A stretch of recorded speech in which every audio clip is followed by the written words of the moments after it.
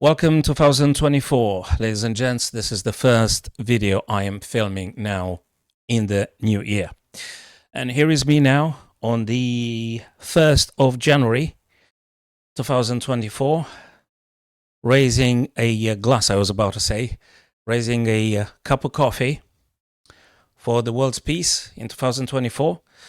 And I very much would dream that the only form of conflict would be just over the chessboard, and no one has to die, because sincerely I think and I believe that peace is the supreme value. That's the only way to go forward. So here is me raising a cup of coffee for the world's peace in 2024. So thank you very much for being here with me now. And now we'll go back to chess, Spassky and Bobby Fischer, game number 6. Actually, I forgot to drink. Okay. So, we're going to start with a English opening that will be transposing to a Queen's Gambit Decline Tatakawa variation. Miraculous game, beautiful game, full of ideas, and let's get there. Let's get to business here. C4 and E6. Okay. Knight F3. Remember, developing is key. D4, claiming the space in the middle of the board. Knight F6. Knight C3.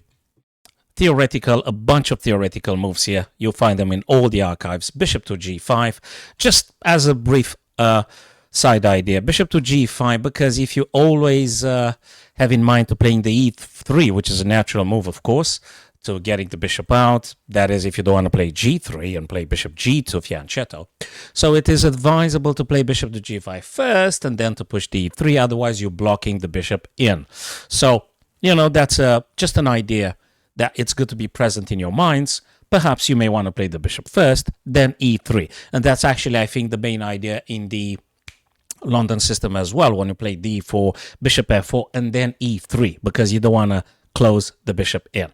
So let's move now. Bishop G5, castles, E3, absolutely perfectly fine. Exactly as we said, bishop first out, then E3, making space for the bishop now to play. H6, challenging, you mustn't take if you don't have a very good reason. So rather than taking on F6, let's just go to H4, maintaining the pressure on that particular diagonal. B6, obviously, you may want to challenge with C5, your opponent D4 pawn, so you may dream of playing C5 at some point. Makes a lot of sense. And also maybe the bishop might be playing maybe B7, something might happen at some point. So, takes, and now knight takes. Yeah, now you've got two main ideas here. The most powerful is just get the bishop straight away. You might do knight takes d5, but it's not as strong as. You're not coming out as as powerful as if you were to take the bishop first. So bishop takes on e7 first. Better. Queen takes. Nine takes, captures, and pawn takes. So far, so good. Perfectly equal, if I may express myself like this. Black has castled the king. They only need to figure out a couple of tempis to get those two minor pieces in the game. And white needs to figure out what to do and playing the bishop so that they can castle as well. Now, Fischer plays rook a to c1 here. Nothing bad about doing this move. I always say, get the rooks on open files or semi-open files. It's very important. Always a very good idea. Pressure on the c7. I'm recording, sweetie, thank you. So bishop e6 now being developed. Queen to a4, please shut the door. Queen to a4 being played. Notice how the knight can't play. Knight can't play because the c7 is completely hanging here. So that'll be a big problem because simply you just pinning your knight and it's enormous pressure here and here. So you simply can't do that. Just, I mean, obviously you notice that, but just saying c5 and now very elegant dropping queen to a3. And that means that the pawn cannot capture here because the queen is simply hanging. The pawn is pinned. You cannot take it without practically losing the queen and the game subsequently. So rook now plays to c8 and bishop b5. We're starting to getting into the deal, the real deal of the game right at this moment here. Okay, why is that? Because here Spassky plays a6, which is playable. Not the best move, it is playable. The problem would be with a6, you don't really make any real pressure on the bishop on b5. You can't really take it because the pawn is pinned. The queen is just taking the rook. So you can't take the bishop because you're dropping the rook on a8. Okay, so that's not really a threat, so to speak. Not now, not at this stage. Actually, if you check the articles, you will find out that Efim Geller, the grandmaster in the 70s, that was also helping Boris Spassky in this match and prior to the match, had advised him to actually play queen b7, which is the best reply here for black, the first line of the engine, because queen b7 followed by a6, that's a must leave for the bishop. You got to move away because otherwise, you're just going to lose the bishop. So the bishop has to move. That's a good one. Queen to b7. Spassky said he forgotten Efim Geller's advice to do queen b7. That's what he said. He forgotten. Well, he forgotten. And actually, queen b7, if you look at this, let's figure out now what could white play here like the best move. Well, you could castle, I guess. You could take on c5, right? So let's say you take on c5. Black takes, rook takes here. Queen captures, knight a6. I think it's very good for black. I don't see anything wrong for black. Bishop takes a6, and if queen takes a6, oh, wow. You can't castle. Pressure on this guy here, and everything looks very good. So in this particular variation, if that were to be played, it's a very nice minus 0.50 for Boris Spassky. So that's a shame he forgotten Efim Geller's advice to play queen b7. Oh, boy. Well, he didn't play the advice of his main coach, Efim Geller. So actually, I don't know if it was his main coach, but anyway, he helped him. So he took now, so Bobby took on c5, pawn took on c5, and now you've got the right opportunity right in the most perfect moment to castle your king.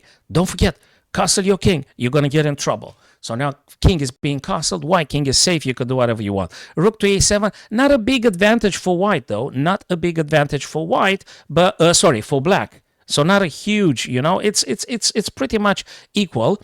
But the drama is about to happen. Just stick around for a couple of more minutes here, guys. So bishop to e2, obviously you have to move the bishop because you're going to lose it here. And knight to d7. There's nothing wrong with that. There's nothing wrong with that. Okay. Knight very nicely now plays onto d4. Notice how the pawn can't really take here for, I don't know, a billion reasons, which can be boiled down to two main reasons here. And that's one of them. Oopsie, queen a3 and queen e7. It's one of them. And rook here, that's a second one. Okay, so now he chose to play something. So this is the beginning of the end here for black in this position here. Unfortunately for Boris Spassky, he played queen to f8, wanting to actually clarify once and for all this sort of pin and making white to decide what to do with this guy. A perfect move for black to play here is knight f6. Establishing connection in between the rook and the queen. You could very much freely take the knight. If there is any rook, the bishop can take back, not a problem. So knight f6 also having the prospect of jumping on e4. So all the best reasons in the universe are being given for knight f6 to be played here. But he didn't. He played queen to f8 here.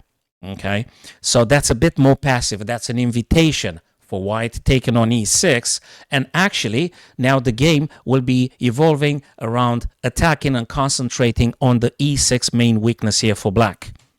With e4, brilliant stuff here played by Bobby Fischer with the aim of dismantling the pawn island connected pawns in the E, D, and C files. Okay, so that's just simply aiming to scatter those guys, opening up the beautiful diagonal that leads to the black king for the bishop, for the queen, all the good reasons in the world here. So e4 to dismantle that pawn island. Very important. So now Spassky chose to push the pawn, and again, this is the focal, this is the main weakness for black that white actually is going to go and mount pressure. f4, pushing the f-file. Maybe you're going to open the f-file. You never know. That's good stuff because look at this. F-file is the rook. Here is the queen. That sounds interesting. Okay, queen to e7, moving away from the f-file, but we are fixing a weakness. The move e4 to e5 wants to say, I'm fixing this guy. This is a weakness. I'm going to attack it. Given the bishop, given the queen, I'm super happy to do this kind of pressure. So cool stuff on the horizon for white here. Bishop c4, the first pressure, one attacker, one defender, but there's more to come. King moves away because they knew that something boiling here. You got to move the king away from the pin, so to speak. Queen to h3, double attack on that guy. And obviously, you can't just do this kind of thing with the king because the rook is here and they might be pushing this pawn at any moment. So there's out of the question to have played the king on the f-file. Just try to make it obvious for all of our friends out there. Knight now goes to defend the e6 incredibly important square, but stuff is going to get worse here for Spassky in this game. b3, no more weaknesses. The rook is deemed completely useless on the b file. a5, they just try to create something, but f5 happens now, trying to make it maximum efficiency for the bishop on c4. Takes. You cannot not take, I guess. I mean, it's just so bad here. Takes, and takes with the rook. Perfect invitation for the other rook to get behind them, and this is just too much. And now it's definitely huge advantage for white. Positional, tactical advantage, massive advantageous position. Knight to h5, probably dreaming at some point to try to get the knight and generate some counterplay here. But rook now being doubled here. So Fischer didn't react to this thing. It just doesn't matter at the minute now because he actually plans to do something very strong on f7. Queen goes on the back rank. Queen moves very nicely on g3. Pressure on the g7, maybe some g6 incursion. Rook goes over to a to e7. And h4, taking everything that black might be dreaming of playing. A move like h4 takes any idea for black to do something with the knight. Rook now doubles. He just simply plays defensively, black here.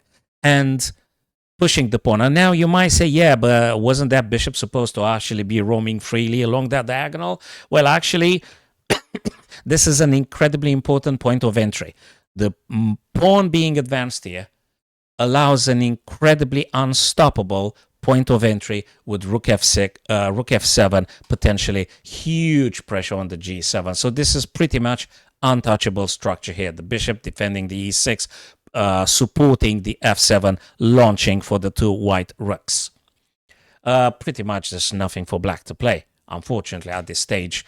Queen goes to e5, getting closer to attacking. Very nice diagonal here. You can't push that guy. A4, just blocking everything. Just completely paralyzing black here, which has nothing to do, just to move the queen e8, d8, e8, d8. You know, just nothing here. Rook f3. Queen again, d8. Now he tries to readjust the bishop and the queen to making a deadly battery now. Probably you noticed already, guys. Bishop d3, queen to e4. Ooh, rook to f8. That would be disaster. Checkmate in 2 moves. So that's really critical for black. They could have resigned at this stage, but he continued.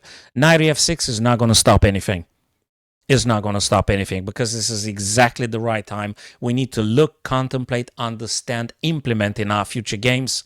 This is the moment to strike. Remove the defender of the h7.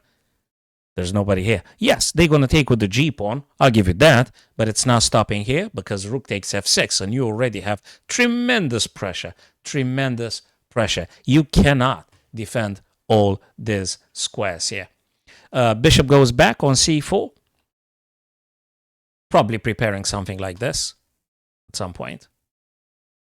King goes away. And queen f4. And at this stage now, Boris Spassky just resign. It's completely undefensible. You cannot keep this game going for black here. Taken on h6 is a killer. f8, rook f8 is another killer. You cannot stop it and you can't do nothing. The king has absolutely nowhere to go. It's just an absolute finisher here. All right, there's just nothing to do here. You can't. I mean, okay, well, there's just absolutely nothing to do here.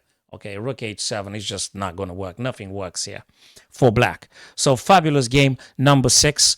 Boris Spassky was black. Bobby Fischer was with white, conducting a beautiful game in the Queen's Gambit decline. Remember that critical stuff, move 20, I think it was, or 14. Let me go back. With the Queen B7, guys, remember that idea. I think it's important for you if you ever play this with black, and I think you should be doing absolutely fine. Let me try and just scroll back a little bit. Sorry for taking your time. What the heck was that thing? Bishop B5 here. And yeah, this is it. Move number 14 for black. Queen B7. Remember Efim Geller's advice. Queen B7, Boris Spassky next time, maybe. Anyway, so much better one. Okie dokie. Thank you guys for giving time for this one here. Appreciate your presence. Subscribe to this channel, guys. More chess content following. Go for my live streams as well, and we can just very friendly do some casual chess puzzles together, arenas and tourneys. See you very soon, my chess friends. Take care of yourselves. Thank you.